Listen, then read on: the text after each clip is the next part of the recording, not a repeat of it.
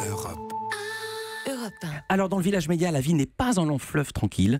Il se passe toujours quelque chose. Voici le journal du village de Raphaël Baillot.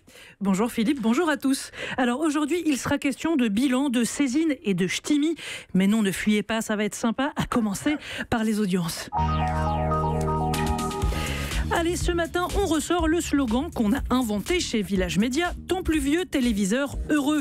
Hier, plusieurs émissions ont battu leur record de la saison. Citons Je t'aime, etc. de Daphné Burki sur France 2, C'est dans l'air sur France 5, C'est à vous sur la même chaîne, avec 1 130 000 téléspectateurs pour 6,1% de part de marché. Sur TMC, Yann Barthès poursuit sur la belle dynamique qu'il affiche depuis le début de la saison. Hier, Quotidien a réuni 1 473 000 téléspectateurs, plus de 6% de part de marché, et c'est même mieux que le film que TMC a diffusé juste après, Django Unchained, qui a séduit 1 381 000 téléspectateurs. Et je termine les audiences en saluant la santé exceptionnelle de L'amour est dans le pré sur M6. La moyenne du programme sur tout l'été est énorme. 4 700 000 téléspectateurs pour 22% de part de marché. Et ça, c'est une moyenne. C'est gros, surtout pour une émission qui en est à sa 12e saison.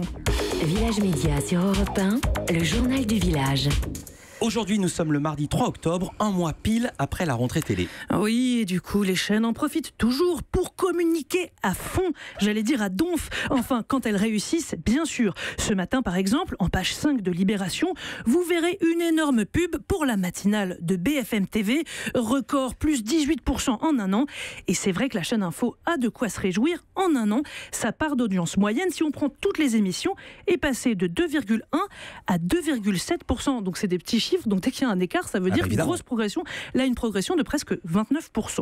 L'autre pari réussi de la rentrée télé, c'est le 20h de France 2. Soir après soir, Anne-Sophie Lapix confirme sa solidité, autour de 5 millions de téléspectateurs.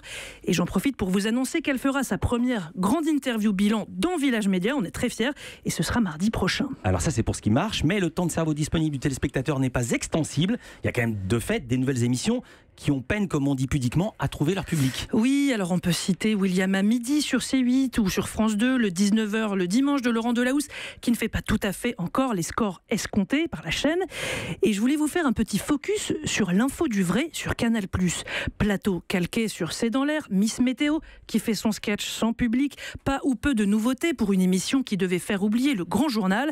Comment dire, dès le début de la saison, on sentait que l'émission aurait du mal, malgré le talent et le professionnalisme d'Yves Calvi, à tel point que dès la mi-septembre, les figures du groupe Canal+ ont déjà volé au secours du talk-show.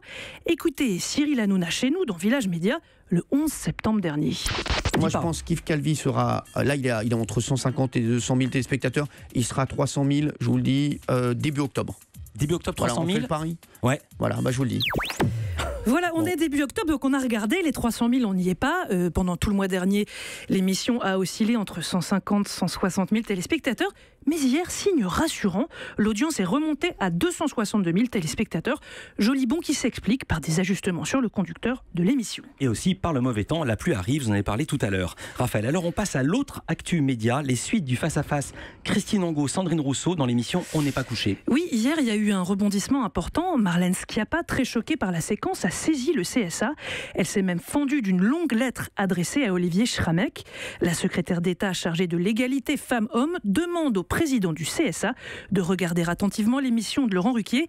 Elle exprime ses regrets, je cite, « À l'heure où 84 000 viols sont commis chaque année en France et où seulement 1% des agresseurs font l'objet d'une condamnation, il est éminemment regrettable qu'une victime ayant le courage de briser le silence autour des violences sexuelles soit ainsi publiquement humiliée et mise en accusation. » Alors, fin de citation.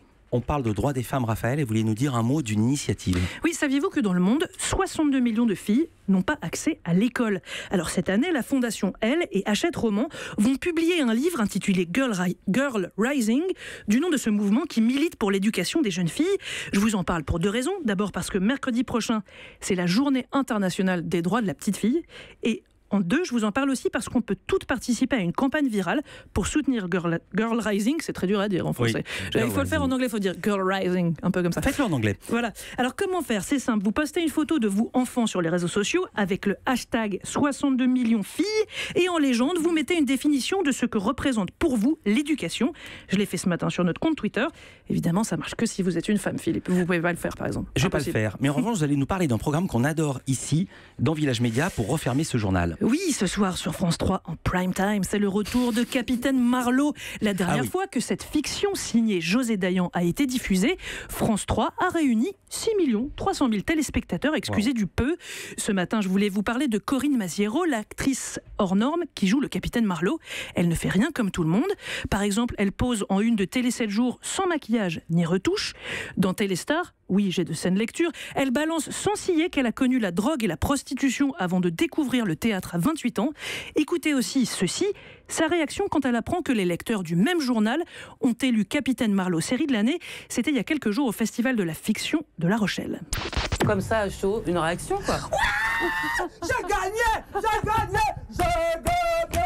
Oh les marluches, et j'ai gagné.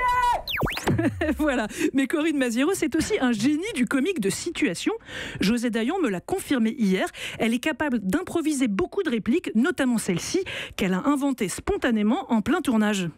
Vous me prenez pour une quiche au maroilles? Voilà, vous me prenez pour une quiche au maroilles. Seule une native de Douai pouvait inventer un truc pareil. Un gros bisou à tous nos auditeurs ch'tis, bien sûr. Et à tous les autres aussi. Merci beaucoup, Raphaël Baillot. Europe 1.